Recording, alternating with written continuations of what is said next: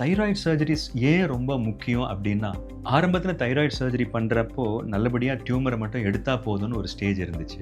But அதுக்குள்ள நெறைய போக போக தான், அது முக்கியம் இல்ல. இப்ப நம்ம சர்ஜரி பண்றப்போ பை மிஸ்டேக் நம்ம பாராதைராய்டு கிளாண்ட்ஸ ரிமூவ் பண்ணிட்டோம் அப்படின்னா, தைராய்டு கிளாண்ட்ல கேன்சர் சஸ்பெக்ட் பண்ணா கூட, தயவு செய்து நீங்க வந்து இந்த மினிமல் ஆக்சஸ் சர்ஜரி அது மாரியெல்லாம் நம்ம பண்ண வேண்டியதில்ல. யாரெல்லாம் தைராய்டு கிளாண்ட்ல கழுத்து முன்னாடி கட்டி இருந்துச்சுன்னா, எப்பல்லாம் நீங்க உடனே போய் டாக்டர பார்க்கணுன்றதும் நானு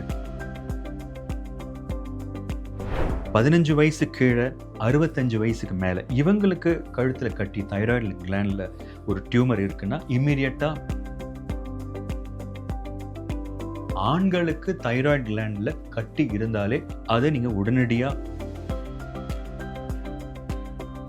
தினமணி.com நேயர்களுக்கு வணக்கம். மனமார்ந்த வணக்கம். நான் doctor R Balaji, ENT head and neck surgeon, trained robotic surgeon in Apollo hospitals, Greams Road, Chennai. என்னுடைய 20 வருஷம் ப்ராக்டிஸில் நான் 20 வருஷமா மோர் தென் 20 இயர்ஸ் நான் சர்ஜிக்கல் ஃபீல்டில் இருக்கேன். எம்எஸ் முடிச்ச பின்னாடி. இப்போது ரீசெண்டாக ரொம்ப ஆர்வமாக பண்ணக்கூடிய சர்ஜரி என்னென்னு பார்த்தீங்கன்னா, தைராய்டு சர்ஜரிஸ். ஏன்னா மற்ற எல்லா சர்ஜரிஸுமே இப்போது புதுசாக எம்எஸ் முடிச்சுட்டு வந்தவங்க கூட ஈஸியாக பண்ணக்கூடிய சர்ஜரிஸாக இருக்குது. தைராய்டு சர்ஜரிஸ் ஏன் ரொம்ப முக்கியம் அப்படின்னா, ஆரம்பத்தில் தைராய்டு சர்ஜரி பண்ணுறப்போ நல்லபடியாக டியூமரை மட்டும் எடுத்தால் போதும்னு ஒரு ஸ்டேஜ் இருந்துச்சு. பட் அதுக்குள்ளே நிறைய போக போக தான், அது முக்கியம் இல்லை. நம்ம அதில் நர்வ், அதாவது அந்த தைராய்டு கிளாண்ட் வழியாக தான் நம்ம வாய்ஸ் பாக்ஸுக்கு போகக்கூடிய நர்வ்ஸ், அதாவது ரெக்கரண்ட் லெரிஞ்சல் நர்வ்னு சொல்லுவாங்க, அது போகுது.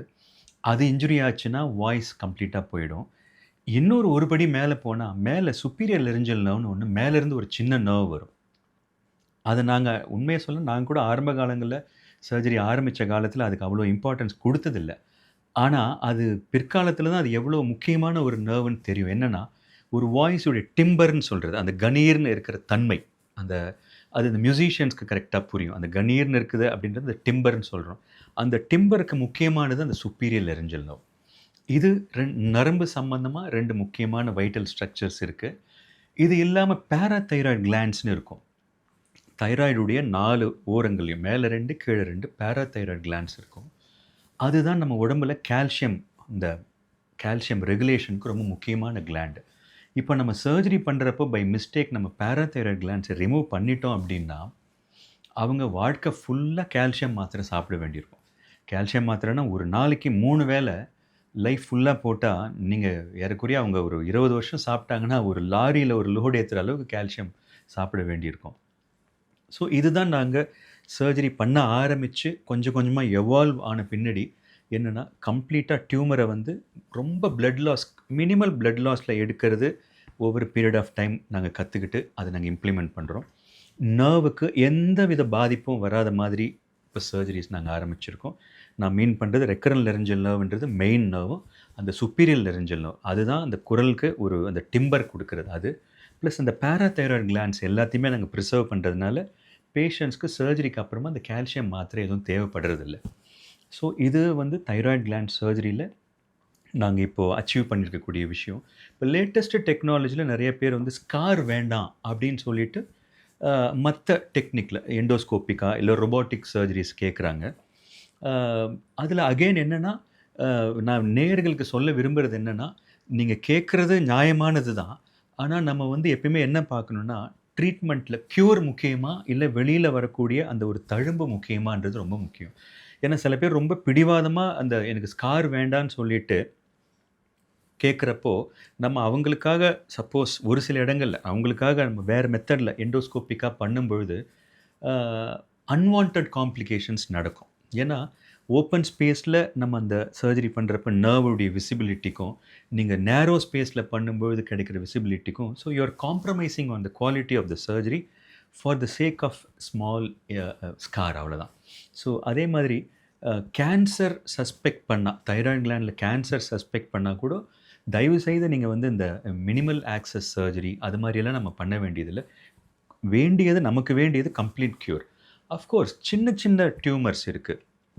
தைராய்டு கிளாண்டில் ஒரு பக்கம் மட்டும் சின்ன கட்டி இருக்குது, இல்லை ஒரு ஒரு ஒரு சிலருக்கு வந்து ரொம்ப சின்ன நாடியூல் இருக்கும். ஒரு சிலருக்கு சிஸ்ட் இருக்கும். ஒரு பக்கம் மட்டும் இருக்கு. அது கேன்சர் இல்லன்னு நம்ம ப்ரூவ் பண்ணிட்டோம்னா, அந்த மாரி பேஷண்ட்ஸ்க்கு வந்து நம்ம எண்டோஸ்கோபிக்கா, அதாவது வாய் வழியா அ ஒரு ஹோல் போட்டு அது வழியா எண்டோஸ்கோபிக்கா பண்ணலாம். ரொபோட்டிக்காவும் நம்ம வந்து இங்கே இங்கே இன்சிஷன் போட்டுட்டு இது வழியா போய்ட்டும் பண்ணலாம். நெறைய டெக்னிக்ஸ் இருக்கு. ஆனா, அது வந்து பேஷண்ட் செலக்ஷன் வந்து டாக்டர் கிட்ட அந்த சாய்ஸ விட்டுருங்க. நீங்க போயிட்டு செலக்ட் பண்ணீங்கன்னா, அது வந்து ஒரு இக்கட்டான சூழ்நிலை. டாக்டருக்கும் இக்கட்டா இருக்கும். உங்களுக்கும் இதா இருந்து, அல்டிமேட்லி எண்ட் ரிசல்ட் உங்களுக்கும் திருப்தி இருக்காது. டாக்டர்ஸ்க்கும் திருப்தி இருக்காது. ஸோ, அதனால ஃபர்ஸ்ட்டு மெரிட்ட வந்து டிசீஸ் என்ன பெத்தாலஜி என்ன வியாதியோ, அதுக்கு இம்பார்ட்டன்ஸ் குடுங்க. சைஸ்க்கு இம்பார்ட்டன்ஸ் குடுங்க. ஏன்னா, நம்ம சின்ன ஒரு இன்சிஷன் போட்டுட்டு, ஒரு 2 சென்டிமீட்டருக்கு ஓப்பனிங் இன்சிஷன் போட்டுட்டு, 10 சென்டிமீட்டர் டியூமர வெளியில எடுக்க முடியாது.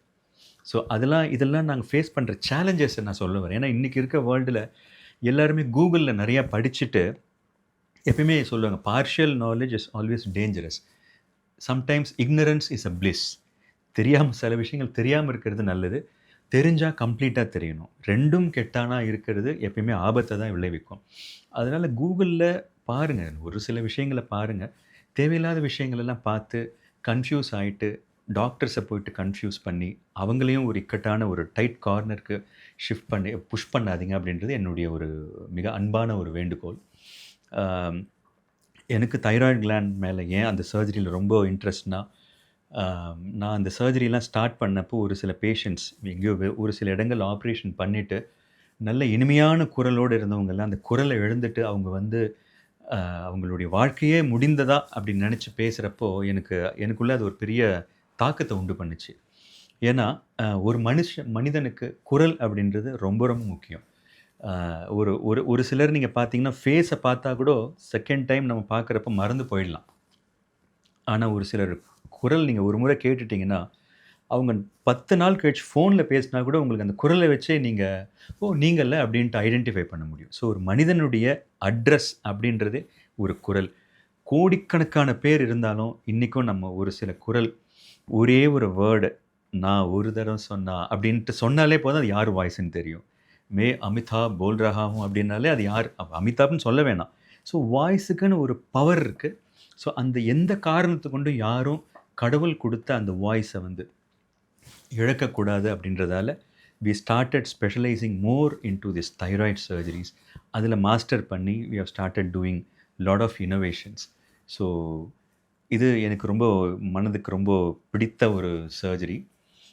அதற்கு அப்புறமா வந்து வாய்ஸ் பாக்ஸில் வரக்கூடிய பிரச்சனைகள்லாம் எனக்கு ரொம்ப பிடிச்ச சர்ஜரி. இது தைராய்டு பற்றி இவ்வளோ சொன்னதுக்கப்புறம் யாரெல்லாம் தைராய்டு கிளாண்டில் கழுத்து முன்னாடி கட்டி இருந்துச்சுன்னா, எப்பல்லாம் நீங்க உடனே போய் டாக்டர பார்க்கணுன்றதையும் நானு ரொம்ப ஷார்ட்டா சொல்லிடுறேன். கழுத்தில ஏதான ஒரு கட்டி முன்பகுதியில வந்து, ரொம்ப ஃபாஸ்ட்டா அது சைஸ் இன்க்ரீஸ் ஆகுது அப்டின்னா, நீங்க உடனே போய் பார்க்கணும். அதாவது 2 எக்ஸ்ட்ரீம்ஸ் ஆஃப் ஏஜ். 15 வயசுக்கு கீழ, 65 வயசுக்கு மேல. இவங்களுக்கு கழுத்தில கட்டி தைராய்டு கிளாண்ட்ல ஒரு டியூமர் இருக்குன்னா, இம்மீடியட்டா மெடிக்கல் அட்டென்ஷன் தேவை. ஏன்னா, இதில வர்ற tumours are very aggressive in nature. ரொம்ப within no time it will spread like anything. அதனால இவங்க ரொம்ப ஃபாஸ்ட்டா பார்க்கணும். மிடில் ஏஜ்ல இருக்கிறவங்களுக்கு ரொம்ப ஃபாஸ்ட்டா சைஸ் இன்க்ரீஸ் ஆகுது. 1 சென்டிமீட்டர் இருந்துச்சு, நெக்ஸ்ட் மந்த் பார்க்குறேன் 2 சென்டிமீட்டர் ஆயிடுச்சு அப்படின்னு சொல்றாங்கன்னா, அத நீங்க வந்து உடனே ரொம்ப சீரியஸா எடுத்துக்கணும். இன்னொன்னு எனி தைராய்டு கிளாண்ட் ஸ்வெல்லிங் இன் அ மேல். ஆண்களுக்கு தைராய்டு கிளாண்ட்ல கட்டி இருந்தாலே, அத நீங்க உடனடியா அல்ட்ராசவுண்டோ, இல்ல எஃப்என்ஏசி டெஸ்ட்டோ, இல்ல நல்ல ஒரு டாக்டர் நீங்க பார்த்து அதுக்கான கிளியர் ஒர்க்கப் பண்றது நல்லது. ஏன்னா, ஆண்களுக்கு வரக்கூடிய தைராய்டு கட்டி நிறைய நேரங்கள்ல வந்து கேன்சரா மாறுது. கேன்சரா இருக்கிறத நாங்க பார்க்குறோம். இன்னொரு ஒரு ரொம்ப அம் அ கிரே ஏரியா இந்த தைராய்டு கிளாண்ட் நாங்க என்ன பார்க்குறோம் அப்டின்னா, ஒரு கட்டியோட யாருன்னா வராங்க. நம்ம ஒரு எஃப்என்ஏசி அதாவது ஒரு சின்ன இன்ஜெக்ஷன்ல போட்டு டெஸ்ட் எடுத்து பார்க்குறப்போ, அந்த ரிப்போர்ட்ல என்ன சொல்றாங்கன்னா, ஒண்ணும் கேன்சர் இல்லன்னு வருது. பினைன் டியூமர்ன்னு வருது.